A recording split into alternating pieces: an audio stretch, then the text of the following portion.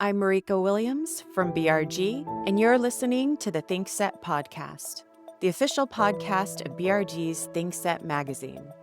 Each quarter, ThinkSet gathers expert insights to help today's business leaders prepare for the road ahead.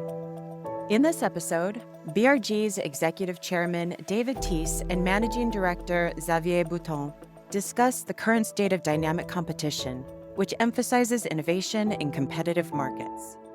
Our latest issue, Antitrust Across the Atlantic, provides a comprehensive look at changing antitrust and competition policies around the world, from shifting merger control regimes and big tech regulation to competition litigation, buyer power in labor markets, and more.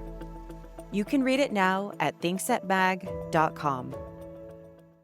Hi, David. I'm very happy and honored to interview you today on this topic of dynamic competition, on which you have published extensively. But first, it's interesting that the issue of innovation and dynamic competition is resurfacing in the antitrust public debates. So my first question is, why is it so, and why is it resurfacing now? Is this because competition is much more than prices and products are now highly differentiated, such that prices are not the only or even not the main driver of consumer welfare in many sectors anymore? What's your opinion on that? Yeah, an excellent question. Well, I first used the term dynamic competition in the early 90s, and it was novel at the time. And I think that was primarily because we were in the industrial economy. And in the industrial economy, well, certainly there was innovation, but it was before the digital revolution and it was before the internet. So in the industrial economy, the focus was always on, getting prices down and doing that through economies of scale or whatever. But there was very much a focus on price and less of a focus on quality. In my view, even in the industrial economy, we should have been focused on quality. We should have been focused on innovation. But the basic models used in economics didn't really facilitate that very well. So a combination of the industrial world and the nature of the models used in economics meant that there was very much a focus on what I call static efficiency. And I was pushing very hard for dynamic efficiency in the Schumpeterian spirit of recognizing that the primary driver of competition is innovation. And what really matters in the long run for consumers is new product development and quality improvements, things like that. And that they would always drown out cost savings, or in fact, they would cause cost savings eventually because innovation does result in lower costs and better products, not just lower costs. So I was frustrated. But then, I think by the mid '90s, you did actually have some development of the dynamic competition framework, and there was a GM-ZF merger, which the Department of Justice in the United States brought a case against GM and ZF. And that was really the first time people started addressing this head on. Rich Gilbert in the Department of Justice was, I think, the handmaiden of that. Yeah, that is indeed very, very interesting. So I will try to summarize a little bit where you're coming from, and you will tell me if my high level summary is accurate. So my understanding is that in this publication, you insist on the dynamic nature of competition, and mostly on the risks of a static view by regulators. So, in other words, I think the argument is that focusing on the number or even on the identity of competitor in a specific product category at one point in time misrepresent the tectonic forces between market players, which might not be visible at the outset, but will be driving consumer welfare in the future and might also be constraining the behavior of the current market player at the point in time. So I will try an image, and you will tell me if that is accurate and if you agree with it. But my understanding is the message you're sending to regulators is, do not think that the firm that is going to displace Google in search or Facebook in social media is someone doing what Google or Facebook do, but better. The person who is going to displace this company is rather going to be someone who will laterally enter from a different space by developing a feature to its product that is frontally substitute or instantly complementary but will suck up the value of the offering. So is it, and the message you're sending to regulator is basically that happens much more than you think it does. And you should be taking this into account when you intervene. So is this an accurate summary of the main driving forces of your argument? Yes, it is. And there's a qualitative aspect to that as well. I mean, historically, if you go back over 150 years, it's always been that what disrupts an industry almost always comes from the outside rather than from within. The difference now is that it happens very quickly. And really, you can frame this in terms of potential competition. I mean, unfortunately, in economics, we really haven't doubled down and looked as hard as we need to at potential competition and the sources of potential competition. And it's always historically been dismissed as less important than actual competition. But in the tech sector, I think potential competition is often more important than actual competition. I remember the book that Andy Grove at Intel wrote called Only the Paranoid Can Survive. And it's because it's a competitor that you don't see right now, which is a real threat. And just because you don't see it doesn't mean that it's not already exerting a competitive effect. If you know that you're likely to be hit from the left or the right, but you don't know from which side, you're going to be competitive. You're not going to live the easy life of a monopolist, because when there's deep uncertainty, the only way to stay ahead is to basically assume that you're under competitive threat, even if it's not currently evident. So you're quite right to frame this as really the competition that matters is likely to be from somebody that's not currently doing what you're currently doing. That is very interesting. But then it blurs the line between innovation that is substitute, which is, maybe the type of innovation regulators would see coming and see as the main relevant driver. But then it blurs the line between this and innovation that looks to be complementary, but will have a drastic impact on the market. So this type of innovation is not distracting directly the business model of the incumbents, but looks like complementary, which is I think an interesting feature of entering this market. So do you think we have focused too much on innovation that is destructive in the short term? And you think that we should have a more holistic view of the type of innovation that impacts the dynamics of markets? I'm glad you raised that point. Yes, I do. Look, from an economic point of view, innovation that's complementary, that doesn't disrupt in the sense of putting existing asset values to zero, but nevertheless creates tremendous improvements in performance. That's actually better for the economy than destructive innovation, because you preserve asset values and enhance them, but still deliver a great value to consumer. So we've sort of developed an implicit bias to believe that if it's not destructive, it's not good. But in fact, if you think about it from an economic point of view, a deep point of economic point of view, if you can, have strong competition and strong improvement in consumer welfare and not destroy productive assets, but actually enhance them through what we call, repositioning or transformation, organizational transformation, that's actually better. So I do think this issue needs to be looked at again, that it doesn't, competition that doesn't destroy is as good as competition, if not better than competition that does destroy.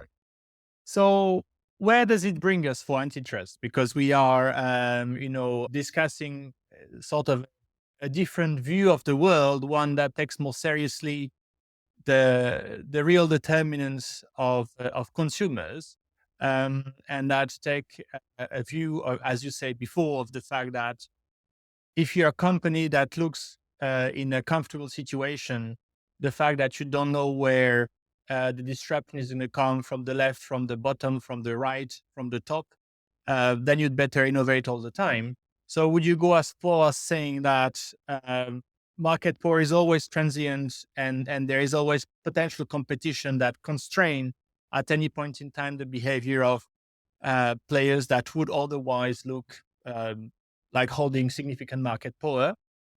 That's my first question, practical antitrust practitioner's question. And my second, more practical question is, because we are talking of companies entering all the time new markets, first or second or third, how do you make the difference between entry through acquisition or product development that is just dynamic competition, trying to stay ahead of the game, which should benefit consumers? And how do you differentiate that from just offensive or defensive leveraging, which is preemptively occupying a market segment to avoid someone developing as a threat in this market segment, which might also be a legitimate concern. How do we delineate between the two?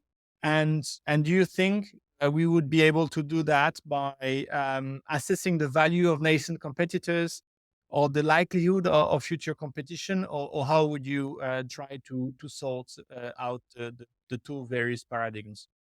No, that's a very big and very complex question, and I'll try and answer at least a part of it. Well, first of all, it does. While it does mean that competition is vigorous and that market power can be transitory, it doesn't mean that it's always transitory. So, it's not adopting the dynamic competition framework is not a free pass, but it does, in my view, require that the agencies look at competition more holistically. The relevant market concept may have lost some of its utility here. Uh, I think the agencies actually have an advantage over incumbents in terms of assessing competition because you can do investigations and get information from potential entrants incumbents in the industry cannot do. So the investigative powers of the agencies mean they can actually get to know more about the unknown unknowns, or what to an executive is an unknown unknown. The agencies can actually dig deeper through using their investigative powers. So I think that there's an opportunity to do that. But most importantly, I think what the agencies need to do is understand organizational capabilities. Not every new entrant or not every potential entrant is going to be a real competitor. And I think that antitrust has proceeded with what I call a missing variables problem, which is with other than looking at incentives, we often don't have a lot to say about who really is going to be a strong competitor. We've got a lot to say about who's incented to compete, but that runs out of steam pretty quickly. And in my view, we've got to bone up and understand organizational capabilities, which requires understanding technology and the technological assets a company has, the technological trajectory in which they're moving, and the organizational design they have, because the organizational design will affect whether or not a company can compete. For instance, let's take Intel right now. Can it compete with TSMC and enter the business of being a contract fab? Not clear they can, even though they've got fabs. It's not clear Intel can compete with TSMC because the organizational structure that's needed to deal with third-party customers and to deal with design changes, the agility that's required is just not there in the organizational structure. So I think it requires us to take a deep look and to start to bone up in understanding how organizations work and what the flexibility of an organization is. And that can give us at least a better understanding of not just nascent competitors, but existing competitors and their likely, evolutionary path. So that is indeed something I find interesting. This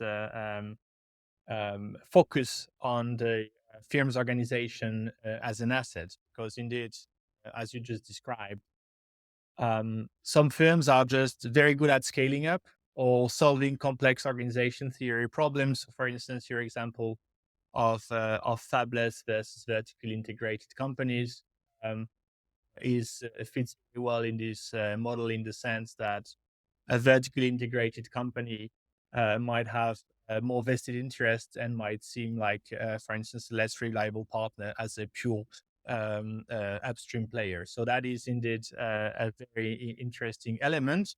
And indeed, when we are thinking, for instance, of foreclosure or strategic acquisitions, uh, it's often this organizational capability that some of the startups are missing. Some of the startups are very good at developing a product, but they're not necessarily very good at selling it, or they are not very good at servicing consumers, which is what some companies that have been there for a while actually have. They have a book of business, they have relationships, and that goes beyond the scale capabilities debate that is well known in pharma. So, for instance, if Yeah. you speak to people in the pharmaceutical industry, they will always tell you that the cost of phase 2, phase 3 testing is the main driver of M&A. So, indeed, maybe for this debate in the digital sector, you might need to look at the organizational capabilities that the startups have to scale up. But then again, I am going back to my question about how do you sort out the pro-competitive from the anti-competitive. So do you think that really this assessment of the ability of companies to deliver and execute is going to be an important driver of delineating, for instance, whether an acquisition is going to be pro-competitive or actually trying to uh, bring back a maverick that would disrupt the business in the good path of the preservation of market power, which would be the antitrust concern. How would you do this assessment in practice? Well, I do this assessment in practice by digging into the organization, understanding its capabilities, and that involves also the capabilities of the management team. But at a high level, it's around understanding complementary assets. And actually, I wrote a paper in '86 called "Profiting from Innovation," where I think I may have been the first to really drive home the importance of complementary assets for success and innovation. And you know, different firms have owned different assets, and you can't assume that you can frictionlessly build any asset. There's stickiness there, and there's path dependency, and so I think when you dig in and look at organizations up close, you can understand that M&A activity is often necessary to patch up deficiencies to bring products to market quickly to the benefit of consumers. So I think a granular understanding of complementary assets and how they need to get orchestrated in order to bring about competitive success has to be on the research agenda of the agencies and quickly flow into practice. The good news is there are large literatures on these issues outside of mainstream economics. The field of strategic management, for instance, routinely looks at such issues. They don't look at it from a policy point of view. They look at it from a management point of view. So there's significant work to do in taking research which is focused on, assisting managers to make decisions, to making that fit for helping regulators make decisions. But I do believe that a granular assessment of capabilities is necessary, and absent that, we're going to make enforcement errors. Thanks a lot. As I like a lot the point around listening to academics and the state of science, and try to be a bit broader in the interest in the production of knowledge, not only in the fields of economics, but also, as you say, strategic management, maybe not only IO, but organization theory. So I think that is indeed a very interesting insight. Yeah, the last point I thought we might want to address is taking a step back and seeing the more general role that regulators could have in facilitating this dynamic competition and improvement of product. So you have described the relevance of dynamics in technology developments, and importantly, the relevance of complex complementarities in this process. When we think of complementarities, we think of assets, and assets might be private, public, tangible, intangible. Um, and the last question I would have is going away from antitrust, where we're saying it's better if antitrust regulators, generally speaking, take the right decisions. But is there a more general role for policymakers who own and decide on, for instance, public assets and all sorts of policies? Do they have a role to actually direct and further nurture this dynamic process of constant improvement of product characteristics? Yeah, absolutely. I mean, once you recognize that innovation is a primary driver of competition, then there's many factors beyond the ambit of the competition agencies that are going to affect competition. Things that drive entrepreneurship, research and development, and assisted commercialization of research and development. Those things impact competition as well. So for me, the good news here is that if you take an innovation first approach to antitrust, in other words, if you see innovation as the primary driver of competition, and it's not just about, preserving innovators to make sure that, they don't get gobbled up, but also recognizing that large firms can be successful innovators and across multiple fields, then I think if you put innovation front and center, that industrial policy and competition policy can come together. In some cases, they're being at war with each other. I think particularly in Europe, to be quite frankly, and in the UK. And I see, the various politicians like Starmer in the UK, essentially waving his little finger at the Competition and Markets Authority and saying, "I guarantee you in the future," and he's talking to investors, that we're going to make sure that what the Competition and Markets Authority does is consistent with creating a good environment for business here in the UK. So I think the good news is that if we put innovation front and center, then no longer do we have to put competition policy in a silo, and industrial policy and competition policy can work hand in hand. And I believe there's great political pressure uh, behind that, motivated by the desire to improve productivity in the economy, and I think it's an opportunity and a requirement of us in the antitrust area to actually try and broaden our framework so that we can work hand in glove with the industrial policy community. David, thanks a lot on behalf of all the future auditors of this podcast. I think they will have learned a lot thanks to you. Well, thank you, Xavier. They were excellent questions, and I've enjoyed learning from your work, and I'm sure I'll learn a lot more in the future. This ThinkSet podcast is brought to you by BRG. The views and opinions expressed in this podcast are those of the participants and do not necessarily reflect the opinions, position, or policy of Berkeley Research Group or its other employees and affiliates.